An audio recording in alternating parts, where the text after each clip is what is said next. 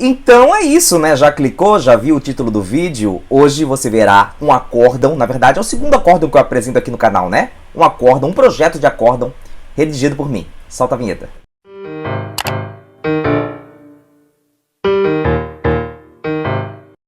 Mas antes, é claro, você já sabe, se inscreva no canal caso ainda não seja inscrito ou inscrita. Deixe o like no vídeo, principalmente se você redige acórdão, já deixa o like porque eu vou dar um monte de dicas aqui interessantes, então já deixa o like desde já.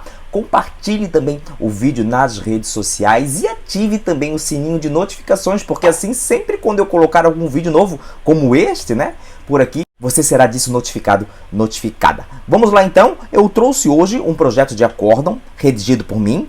É um acórdão proferido em agravo de instrumento. Vamos lá? Vamos começar pelo relatório. E é o seguinte, por que eu não trouxe a ementa? Porque, na verdade, a ementa não foi redigida por mim, é um padrão do gabinete. Então, como é um jeito com o qual eu não concordo, eu não trouxe não.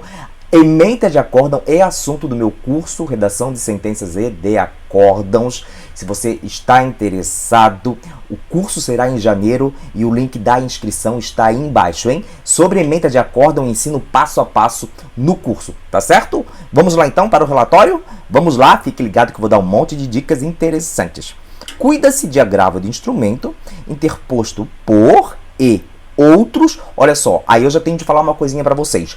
Não é indicado escrever e outros em sentenças e acórdãos. Mas por que eu escrevi aí? Porque são muitos os agravantes, tá? Tipo, são 10, 12 agravantes. Nesses casos em que há muitos agravantes, ou seja, há muitos recorrentes, é sim permitido aí o emprego de outros. Mais atenção, se você está elaborando o projeto de acórdão e constata que são várias as partes ali no polo ativo do recurso, fale para o desembargador, fale para o ministro, para que ele veja se não é o caso de se declarar impedido, né? Porque afinal de contas uma das partes ali pode ser conhecido, então amigo íntimo, aquelas coisas toda, né? Então, há 3 recorrentes, 4 recorrentes só, então escreva o nome dos 3 e dos 4, não tal e outros. Agora, se há vários recorrentes, mais de 10, 8 recorrentes, pode escrever e outros sim, como eu fiz aqui, porque foi o caso, tá? Cuida-se de agravo de instrumento interposto por tal e outros, contra a decisão interlocutória que, proferida nos autos do cumprimento de sentença número, apresentado por eles contra a empresa de telefonia, reconheceu a ilegitimidade ativa dos exequentes tal e tal, e julgou extinto feito em relação a eles. Evento 42 do processo principal. Aqui no Tribunal de Justiça de Santa Catarina, a gente usa o quê? A gente usa o EPROC, tá? O EPROC por evento. Ok? Então, ó, um bom padrão, um bom começo de relatório aí, hein? Daqui a pouquinho eu vou falar um pouquinho mais sobre essa estrutura aí. Fique por aí. Sustentam os agravantes em síntese que, interessante, sempre coloca em síntese, até para se salvaguardar de possíveis aí embargos de declaração. É claro que sempre podem ser opostos a embargos, né? Mas quando você escreve em síntese, você está demonstrando ali para quem está lendo a peça, ó, não foi só isso que disseram, mas a essência foi essa, tá bom? Eu sempre coloco em síntese nos meus acórdãos. A não ser aqueles casos bem básicos mesmo, né? Em que a parte só se insurge contra um capítulo da sentença, bem tranquilão, assim, daí eu não coloco em síntese, tá? Eu só faço a paráfrase e deu. Sustenta os agravantes em síntese que a. Não é possível acatar a tese de ilegitimidade ativa dos credores, uma vez que a matéria está protegida pelo manto da coisa julgada. Aí tem uma coisa muito interessante, presta atenção, olha só como está escrito o item A. Não é possível acatar a tese de ilegitimidade ativa dos credores, uma vez que a matéria está protegida. Parece que sou eu, o relator, quem está dizendo que a matéria está protegida, ou seja, dá de entender que eu, o relator, adiantando o entendimento, o que não é possível, né? No relatório do acórdão, não. Por que não dá para entender isso? Porque, isso é interessante, eu estou dividindo os itens em A, B e C. Quando eu começo o relatório assim, essa parte do relatório assim, sustenta os agravantes em síntese que, o A, B e C, não sou mais eu, relator, quem estou dizendo. É tudo o agravante aí, no caso, os agravantes, é tudo a parte recorrente que está dizendo. Entendeu? Então, Fazendo assim, né, dividindo entre A, B e C, você não corre o risco de estar adiantando o entendimento, ou ao menos de parecer que está adiantando o entendimento. Vamos explicar melhor. Se não tivesse A, B e C, como é que eu redigiria o item A, se eu não colocasse, né, o A, tá? Eu teria de fazer assim, ó. Sustento os agravantes em síntese que não é possível acatar a tese de legitimidade ativa dos credores, uma vez que a matéria estaria protegida. Pegou? Legal, né? Mas como eu estou dividido em A, B, C, não tem problema fazer assim. B. Ao acolher a preliminar de legitimidade ativa, a decisão agravada baseou-se nos documentos juntados no evento 28, que seriam suficientes para provar que os exequentes não teriam adquirido as ações diretamente da empresa ré, e sim de terceiros. Porém, trata-se... Não precisa colocar uma vírgula depois porém, tá? Ó, porém, trata-se de documentos em branco, sem informação precisa. Veja, quem está dizendo isso? Que se trata de documentos em branco. Sou eu o relator? Não, são os recorrentes, porque está no item B. Legal? C. Estando ausentes os contratos e as radiografias, gerúndio, se começar frase, estará sempre correto. Então, aquele estando está correto. Estando ausentes os contratos e as radiografias para verificar as informações de cada um dos exequentes, este tribunal, não esse, né? Este aqui, este tribunal deve estabelecer os critérios a serem seguidos no cálculo da condenação, evento 39. Repare lá também que eu não coloquei ali ponto e vírgula e C. Poderia colocar? Poderia, mas eu acho desnecessário. Eu coloquei ponto e vírgula e C. Não precisa colocar um E ali antes do C, quando você usa os pontos e vírgulas, hein? Quando você usa vírgula, daí você é obrigado a colocar, tá bom? Apresentadas contra-razões, evento 44, nas quais a parte agravada defende o não conhecimento do recurso, os autos vieram-me concluso. Veja, né? Eu não uso letras minúsculas, iniciais minúsculas de forma desnecessária, e só por isso o texto já assume um jeitão de bem escrito, não assume? Pois é. Quando eu falo para vocês não usarem aí iniciais minúsculas de forma desnecessária, vocês devem seguir, gente. Isso é uma dica importantíssima de redação. Voto. E esqueci de falar para vocês, já deveria ter dito, que esse padrão, ó, voto no meio, esse recuo grande no início do parágrafo, né? Esse recuo de parágrafo na primeira linha do parágrafo é padrão do EPROC, tá? Então é assim mesmo. Olha que interessante agora. Voto. Veja o que é que eu faço. Eu trago o primeiro parágrafo do relatório aí no primeiro parágrafo do voto, mas o deixo mais enxuto. Vamos comparar, vou trazer lá, vou deixar aí embaixo aí para vocês, embaixo ou em cima aí, o parágrafo lá do relatório. Olha lá, vou ler de novo para vocês. Cuida-se de agravo do instrumento interposto por e outros contra a decisão interlocutória que proferida nos autos de cumprimento de sentença número, apresentado por eles contra a empresa de telefonia, reconheceu a ilegitimidade ativa dos exequentes, tal, e julgou extinto o feito em relação a eles. Veja, o que é que eu faço? Eu trago esse mesmo texto, só que mais curto. Olha só, comparem um e outro texto. Cuida-se de agravo de instrumento, interposto de decisão, proferida em cumprimento de sentença, que reconheceu a ilegitimidade ativa dos exequentes, tal. Viu que bacana? Traga lá o primeiro parágrafo do relatório para o voto. E você pode me perguntar assim agora, professor, mas eu posso trazer exatamente o texto do relatório, né, do primeiro parágrafo do relatório, para o primeiro parágrafo do voto? Não há nenhuma ilegalidade, não vai provocar nenhuma nulidade no julgado, só que para mim é uma irregularidade. Por quê? Porque esse documento judicial, o acórdão, a sentença, eles possuem campos próprios, de modo que não pode o voto ou a fundamentação, né, tratando-se de sentença, constar relatório. Não, relatório é relatório, voto é voto, fundamentação é fundamentação. Então, por isso, eu não acho adequado trazer exatamente o parágrafo do relatório para o voto, porque relatório é relatório, voto é voto. Legal? Agora tem uma coisa aí que eu esqueci de falar para vocês sobre vírgula, hein? Olha só como é que estava lá no parágrafo do relatório. Reconheceu a elegibilidade ativa dos exequentes tal, e julgou extinto, hein? Antes daquele E deve ter uma vírgula, porque antes, né, imediatamente antes, há um E, para dar clareza, então, joga assim aquela vírgula ali antes do E. Ok? Continuando. Em primeiro lugar, de decisão em cumprimento de sentença, que extingue o processo em relação a alguma das partes em por fim a execução, o recurso cabível é o de agravo de instrumento, não de apelação. Vamos parar aí que tem um monte de coisa interessante. A parte agravada trouxe em contrarrazões uma tese de não conhecimento do recurso. Se ela trouxe isso em contrarrazões, isso devo analisar no voto em primeiro lugar, porque é uma preliminar ali, né? É uma preliminar, é uma objeção processual ali trazida em grau recursal. Então, devo analisar isso primeiro. E estou analisando agora, né? Isso é uma coisa. Agora, olha lá. Que extingue o processo em relação a alguma das partes, sem pôr fim à execução. O recurso cabível é o de. Tem vírgula depois de execução? Não. De decisão, que extingue o processo em relação a alguma das partes, sem pôr fim à execução.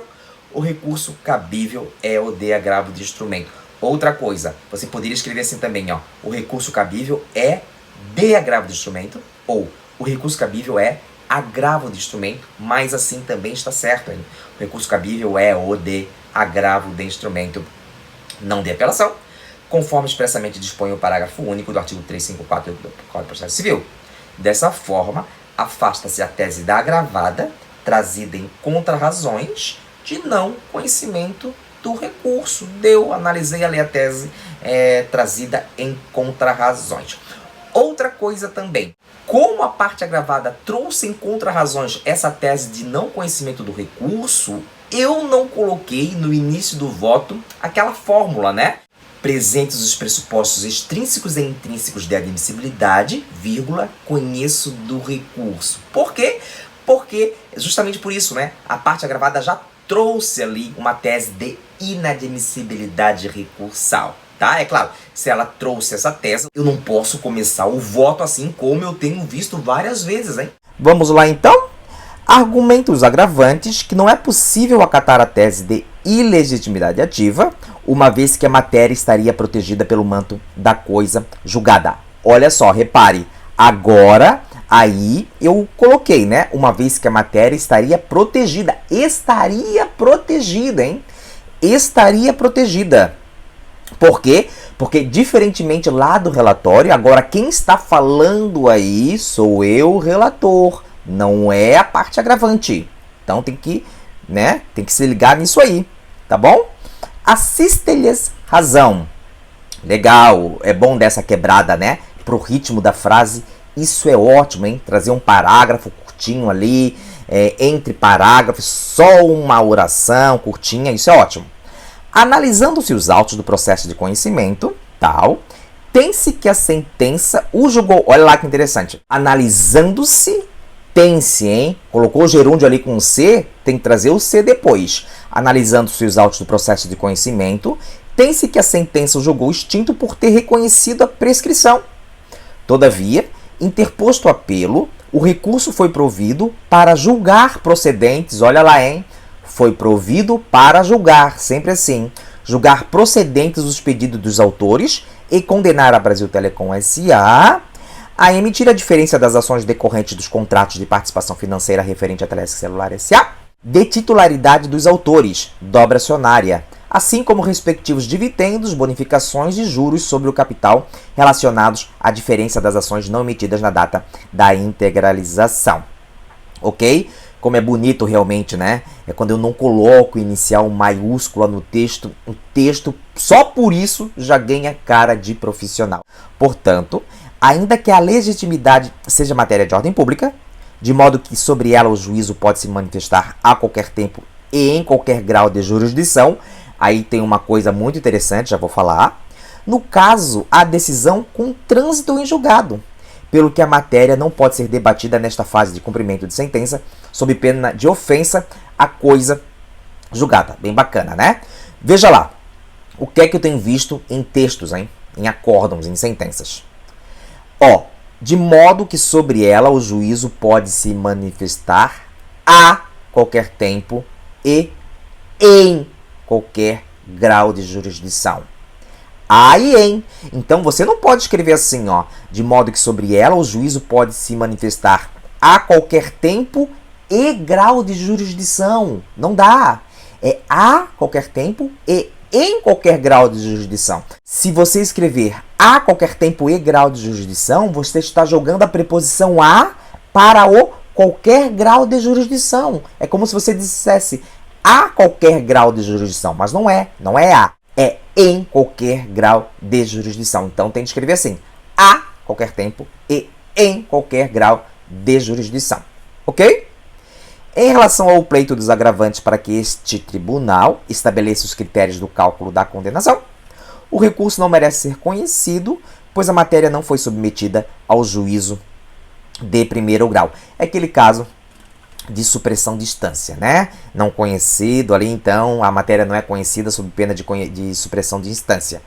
À vista do exposto, voto no sentido de, olha só, lá no IPROC, a gente é obrigada a escrever assim, voto no sentido de conhecer, no sentido de, sempre tem de ter o no sentido de. Então, ficou assim, à vista do exposto, voto no sentido de conhecer do recurso em parte e nesta o quê? Nesta parte, dar a ele provimento. Se nós não fôssemos obrigados a escrever voto no sentido de, como é que a gente faria? Poderia fazer assim, à vista do exposto, conheço do recurso em parte e nesta dou a ele provimento. E atenção, hein? Conheço do recurso. O verbo conhecer aí é transitivo indireto, então é conhecer do recurso. O que é que eu tenho visto em acórdãos também? E não tenho visto pouco, tenho visto muitas vezes. À vista do exposto, voto no sentido de conhecer parte do recurso. Conhecer parte não. Acabei de falar, o verbo conhecer é transitivo indireto nesse sentido aí.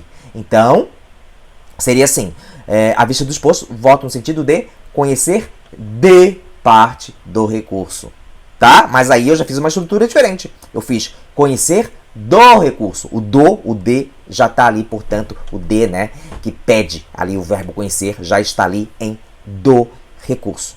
Ok? Então, uma coisinha que eu esqueci de falar para vocês é que reparem que nesse voto aqui eu não transcrevi nenhum trecho de jurisprudência, nem trecho de doutrina. Por que eu fiz isso? Porque o voto é curtinho. Veja, o voto tem aí uma página, 2 páginas, 1 página e meia. O voto é curtinho. Agora, preste muita atenção. Se fosse um voto grande, um voto de 8, 9, 10 páginas, o que é prudente sim você fazer? Trazer ali no voto um trecho de uma doutrina, um trecho de uma jurisprudência, né, de um precedente, para dar ritmo ao texto, para quebrar o padrão homogêneo do texto, né? Porque imagine, 9, 10 páginas de voto, tá lá, bloco de texto, bloco de texto, bloco de texto, bloco de texto. Trazer um precedente, né, um trecho de um precedente, um trecho de uma doutrina, é sim prudente, porque dá uma quebrada, né? O leitor dá aquela respirada para continuar a leitura. Então, ainda que o trecho de jurisprudência ou de doutrina seja desnecessário no caso, ou seja, ainda que a matéria seja batida, se o voto for extenso, é sim prudente dar uma quebrada ali no padrão, né, de escrita do acórdão, trazendo um trecho de precedente ou de doutrina. Tá bom? É isso. Espero que vocês tenham gostado. Lembrando que o curso de redação de sentenças e de acórdãos está com as inscrições abertas. Em janeiro começa. É um curso que eu adoro ministrar. Para acessar a inscrição, para ver todas as informações, clique aqui no link que aparece na descrição. Tá bom? Curtiu o vídeo? Disse para você curtir o vídeo lá atrás, né? Então curta caso não tenha curtido. Caso também não seja inscrito aqui, se inscreva no canal. Aqui eu dou sempre dicas interessantes sobre redação jurídica. Também compartilhe este vídeo nas redes sociais. Compartilhe lá no grupo de WhatsApp dos seus amigos, principalmente para aqueles que redigem sentenças e acórdãos. E ative o sininho de notificações, porque assim, sempre quando eu colocar algum vídeo novo por aqui, um vídeo interessante, né, como este por aqui, você será disso notificado, notificada. Vou ficando por aqui. Forte abraço e até mais.